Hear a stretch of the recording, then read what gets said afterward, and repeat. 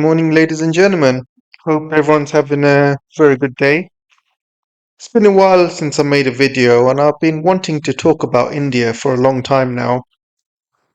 And there's a lot of stuff that's been going on with India, especially last few days. Trump has recently announced $100,000 fee for H1B Indians working in United States. And this has caused a huge stir in India, and stock markets in India are absolutely crashing.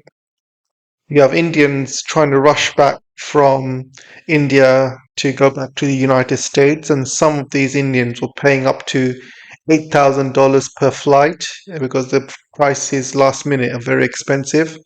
As you can see, there's there's a story here where Indians spent over $8,000 just to get back to the US. Um, so there's a lot of stuff happening, and it all started a few weeks ago when Trump did a 180, complete 180 turn on India, and he completely turned on India. I wouldn't say out of the blue. He was coming, but if you looked at my other videos, I estimated this would happen, or I predicted this would happen, especially after the Pakistan-India war. And Pakistan had shown, even though Pakistan's GDP is one-tenth of India, their military budget is about one-tenth of India, they still kicked Indians' ass when it comes to that war. And they shot down a number of airplanes in India, namely 5 Rafael jets and one, I think, old Soviet jet. Pakistan caused India a lot of damage. And India went running to Trump, asking him to stop the war or help to stop the war. And Trump saw this as weakness. So, yeah, the war did stop. And India made itself look absolutely weak. Pakistan came out of this looking very strong. The result of this, you can see Pakistan has recently signed a defense agreement with Saudi Arabia, and looks like that's going to be extended to the rest of the Middle East. So Pakistan has come out of this looking very, very strong, very, very good. And India has come out of this looking very weak. And one thing Trump responds to is strength. He does not respond to weakness. And I think it was a very big wake-up call for Trump, thinking, what good is India? Because we needed India as a counter to fight China. And if they can't even beat Pakistan, a smaller country which is one-tenth of the GDP, one-tenth of the military budget, if they can't even beat Pakistan, what good are they? Especially if there's a coming war with China. Huh? India is not there as a friend. India is just there to exploit us and scam off us. I mean, they are. And they have been taking huge amounts of benefits from the United States over the past few years, especially with the tariff war with China. India has been trying to take huge advantages, trying to get businesses or factories to move to India as opposed to in China. They've been taking huge amounts of benefits from United States, huge amounts of Indian workers going into the United States getting H1B visas and what have you. So the India has been taking huge advantage of this geopolitical rivalry between the United States and China. So now the United States and especially Trump has woken up to see India is not as powerful as they were. They're not as rich as they claim to be. They claim to be they are the fourth largest GDP in the world, overtaking Germany, Japan, etc. But anyone that knows economics knows that India's GDP is only that high because of its population. When you have 1.4, or 1.5 billion people spending money in India, then obviously your GDP is going to be high because that's what these are one of the factors. GDP is is how it's worked out. It depends on your population. So if people are going out there buying food and bread and eggs and traveling and paying money. That adds to the GDP. That's basically consumption. So obviously, consumption will be high in India because you have 1.4, 1.5 billion people. But however, the majority of the wealth in India, it is a capitalist country, but it is the worst form of capitalism. It is basically class capitalism. You have about 10 families in India taking up almost all of the GDP. One family, the Ambani family, takes 10% of India's GDP. Just one family alone. So it's extremely lopsided where you have 5-10% of Indians making all the money and the rest of the Indians are living in poverty. You know, it, they make so much money, but it really doesn't go to the rest of the population to bring people out of extreme poverty or anything like that. I mean, there's videos and clips of India everywhere in social media, how dirty it is. All the rivers are full of rubbish, it's all polluted. And it's a really horrible place to live. And I'm looking at X posts where a lot of Indians are complaining that if they lose the H1B visa, they will rather they would rather kill themselves than go back to India. That was some of the X posts that I've been seeing, and also on Reddit and things like that. So let's talk about Modi. So Modi has obviously gone running back to China to make friends with China, running back to the global south, and and will this work? I mean, India and especially Modi had basically put all the eggs in one basket, and this basket was the West. India has been, you know, pretending they're one of the West for a long time. They've been going to all the G7 meetings, and even Modi doesn't really get much pictures alongside the G7 members, but still, he's in the background somewhere. And so he's been putting all his eggs in one basket. He's been going on the West. He's been joining the Quad. He's been joining these anti-China organizations. He's been putting sanctions on China, putting sanctions on Russia. He's been supporting Israel. He's been supporting Ukraine. Basically, he's been doing everything that the West wants China, India to do.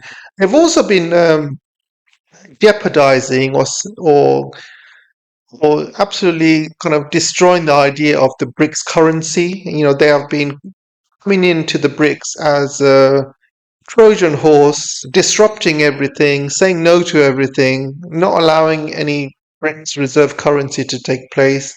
They said, "Oh, we have to use the dollar." They have been absolutely, destroying the SCO, disrupting the SCO any chance they can get, disrupting the BRICS. So they have been a Western Trojan horse for years now. And now that Trump has seen the light, India has nowhere else to go except going back to China. I mean, this is despite them placing a lot of sanctions on China. They've banned all of these Chinese apps. Every single Chinese apps has been banned in India. We're talking about TikTok. We're talking about any Chinese apps. Any Chinese games has been banned in India. They don't allow Chinese businesses to thrive in India. Companies like Xiaomi and other companies, when they go to India, they get fined. They get their offices raided, and all the money they make in India, they get fined, and all that money gets taken away. So it's basically you're working for nothing if you go to India for a Chinese company. They've even banned Huawei. So everything anti-Chinese, they've done it. Everything. Now they want to go back to China and make friends, pretending like nothing's happened. They were, you can see the pictures in when Modi went to China. You can see the pictures where he's smiling and laughing. You know, Obviously everybody knows this is fake. He's done the same pictures of him, being happy and smiling, and with Trump and all the other Western leaders whenever he goes to West. And there's pictures of him trying to hug all these Western leaders.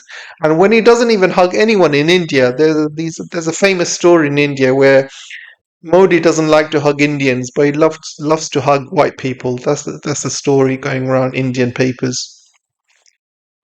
And yeah, so he thinks that he can do all these things to China, and he can suddenly become friends with China all over again. Well, that's not going to happen, guys. This isn't going to happen. If he wants to normalize ties with China, he has to sort out number one the border issues with China, and it's probably not going to happen anytime soon. But if he wants to become normalized with China, that's the first thing he needs to do. Second thing he needs to do is, send what's his name, Dalai Lama, back to China for his arrest, and stop supporting Dalai Lama. He needs to get out of the Quad. He needs to start opening up India to Chinese companies, Chinese apps, and yeah. So those are just the basic things that India needs to do, and I don't think they will do that anytime soon. So I don't think there's going to be any sorts of rapprochement with China.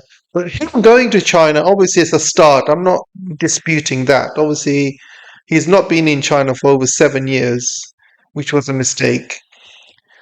But now going to China, he looks desperate. It's almost like, when you date a girl, right? You date a girl for 10 years, and you invest everything into her. You give her everything she needs, and you know, suddenly she basically betrays you, and cheats on you, and goes with some other guy. And that other guy treats her like absolute crap and beats her up, and treats her like garbage. Then she decides to come back to you and give you a call. And just out of nowhere, she decides to give you a call, and she says she misses you. She wants to get back with you. Are you going to take her back?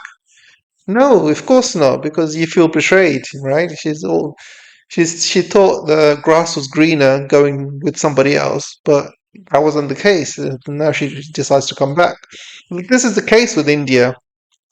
No, in India and China, they were friends when Xi Jinping and India, in the beginning, they were visiting each other. I think they visited loads of time, almost double digits. They were visiting each other. They made huge, efforts to make friends. Things were going well. Then India decides to kind of backstab China, and decides to go with the West. And Modi never set foot in China ever again, and that was his. That's what you get. That's what you get for kind of putting all your eggs into one basket. And India has been the worst member of the global south. They have not been representing the global south at all. They've alienated all their neighbors. All their neighbors hate them, every single one. We're talking about Bangladesh, Pakistan, Iran, Mauritius, um, the Maldives, Bhutan, even is beginning to hate them. China, every single neighbor of them hates India, and you know why? Because you can see the reasons why.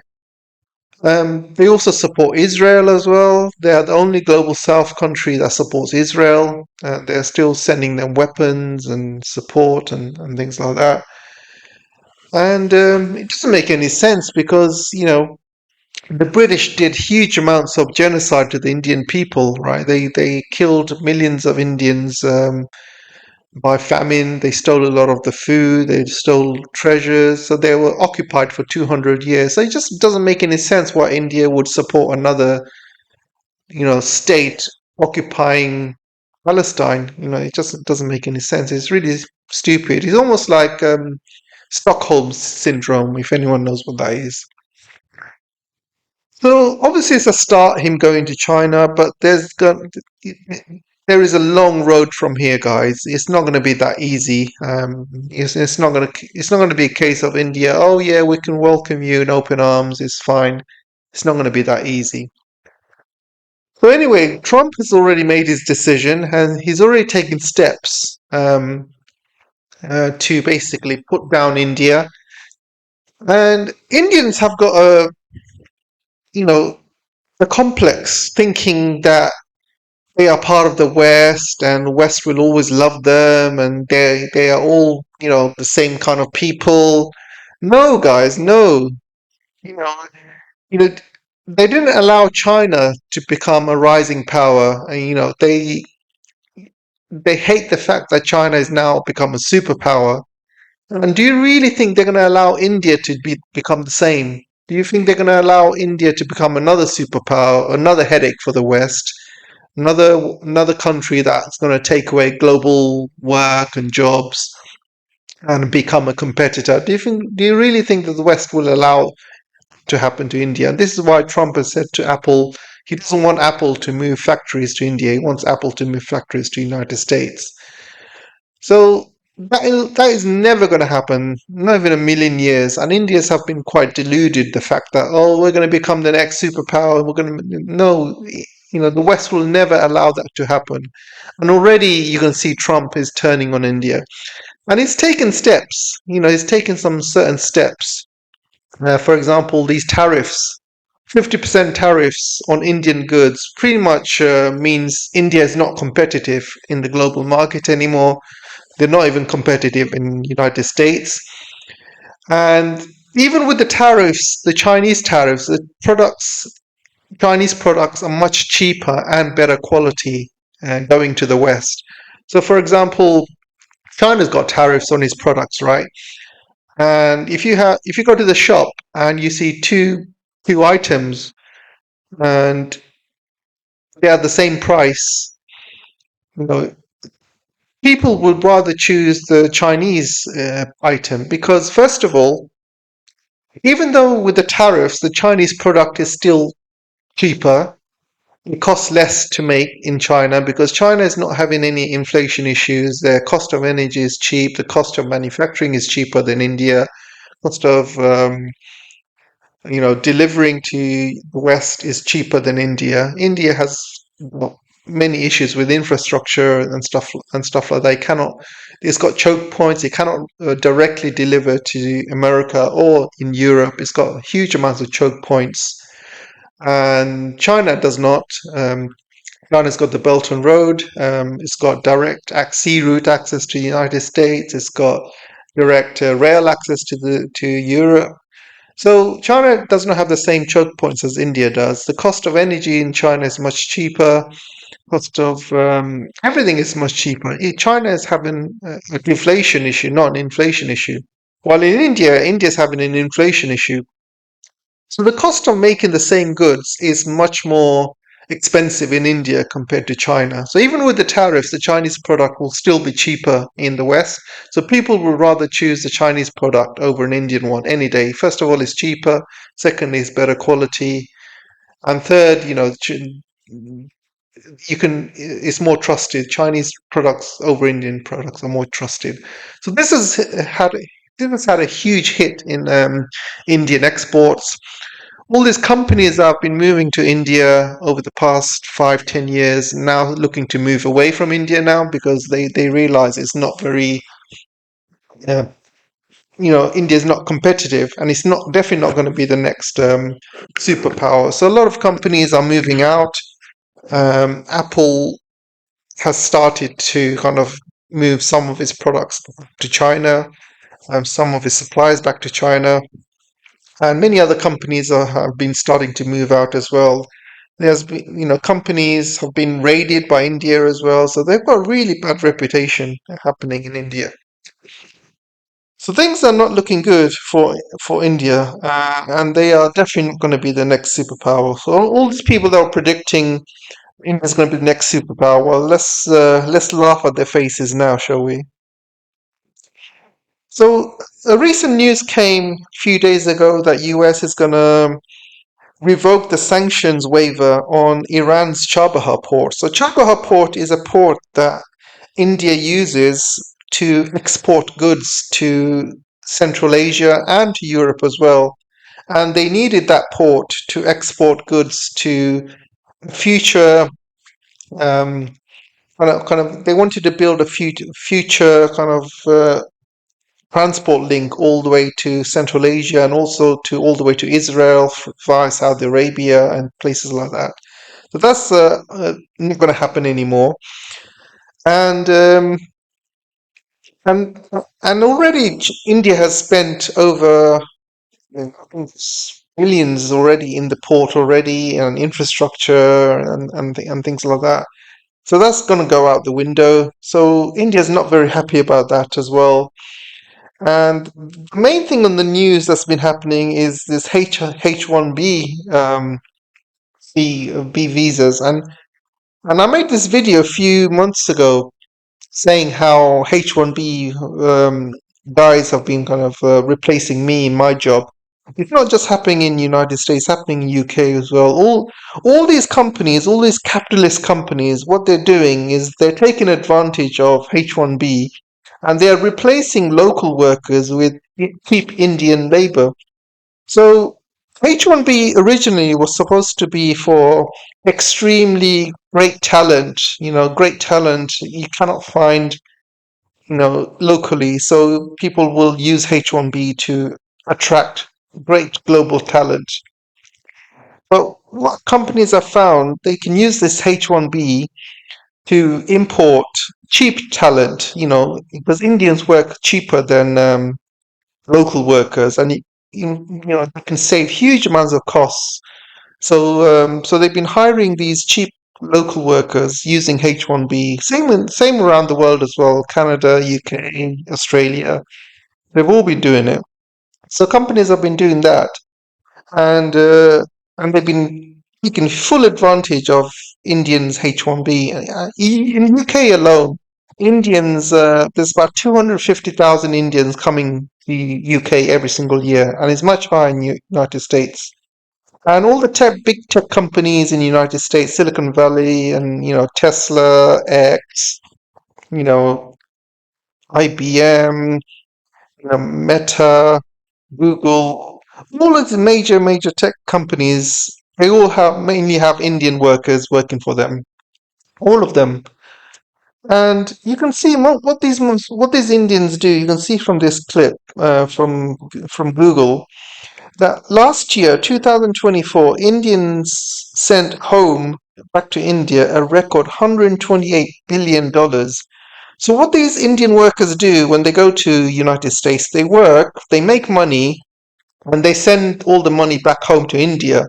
So this is only driving the Indian GDP. When you have H1B visa guys coming into United States, they make the money, but they don't spend the money in the United States. It's not like if you have an American and if an American local American citizen makes money in the United States, he will spend in the United States. He will buy properties. He will buy groceries. He will buy things in the United States. He will invest in the United States. But if you give these jobs to Indians, what they do is they send it back home to India. So this money is not being circulated in the United States. This is going back to India, and this is helping the Indian GDP grow because they are sending it back to India, and obviously that stays in India. And this money does not get taxed, anything like that. It's basically free money back to India, free GDP. So this is why India's best export is the people. It's not, companies or anything like that, or goods like in China. People are the biggest export in India, and in America alone, 70% of H1B visas are Indians, and the rest of the world is the rest of 30%. Next highest is I think it's China and Mexico, but most of them are from other parts of the world. Europe comes very low as well. But you can see how Indians on X have been absolutely melting down over the last few days, and some of the comments have been absolutely laughing. The Americans are happy about it because they know the Indians have been taking. These are not just small jobs, guys. H1B jobs. These are like the best jobs in the United States. The cream of the crop jobs. We're talking about really good money, hundreds of thousands of dollars they get paid every single year. And a lot of these Indians boast on online, they boast on TikTok and X, that they are working for Meta, and they're working on these offices, and they are basically treated like royalty. They're walking around campus, they're having breaks most of the time, they don't hardly do any work. They're walking around taking like 10 breaks a day. They are loving the facilities in Meta, and most of them are Indians, and they show these clips, and they're almost bragging on X and on TikTok. What a great jobs they have with these H1B visas, and it looks like it's all coming to an end. But obviously not anytime soon. But this process will take time. I think people are noticing in America and the West how Indians are taking over these top end jobs, and they're sending money back home. They're not going back into the American economy. Yeah, they might pay taxes, but if that job was going to a local American, then they would pay the same tax, except the money they make will be spent in America. But these Indians, yeah, they pay the tax, but the money they make goes back to India, so it doesn't really benefit the United States. And also the skills, if you give all your jobs to H1B Indians, then your future generation, they're not going to have the jobs or the experience required to move the country forward, because you're giving away all your experience to foreigners, and these foreigners will go back to India and open their own startups, or send the money back home, and so their main priority is going back to India, or their main priority is India. So you're taking away jobs and experience from local, graduates in America. So this is, the future is not going to be looking good. I'm not blaming all the Indians here, guys. I sound like I'm blaming the H1B visa guys. This is not the Indians' fault. This is the fault of greedy capitalist companies who want to save money. So they decided the easiest way to save money is to hire Indians, and that's what they've been doing. They've been basically screwing over the American economy, taking advantage of capitalism for years now, and this is the result. You can see the American middle class is going down, and they're going down because all these youngsters have got no jobs, no money. They're living, even if they get a job, it's paycheck to paycheck. Inflation is also killing them as well. So things are not looking good, especially for India. And there's no way they're gonna become the next superpower. I mean, I remember reading so many articles and watching so many videos almost like 5 years ago saying, oh, they're gonna overtake China, blah, blah, blah. No, guys, they will never overtake China. This is Bollywood style dreamland they are living in, most of them. So the other funny thing has happened. All of this is, I don't know if you remember Weon Panky Sharma. Panky Sharma was major anti-Chinese whore. She used to come up with so many anti-Chinese videos and rhetoric in Weon, and now she's changed her tune as well. Suddenly she's become China friendly, and if you look at her videos, she's pretty much anti-Trump and anti-America, and suddenly she loves China now. And all of her videos, she's stopped making anti-Chinese videos now, and it's quite funny to see, to be honest. But anyway, let me know what you guys think, and I'll see you in the next video. Take care for now. Oh yeah, and don't forget to like, share, subscribe. You know what to do to help the channel. Comment if you can. It helps the algorithm. And if you watch the full video, it also helps as well. Thanks a lot.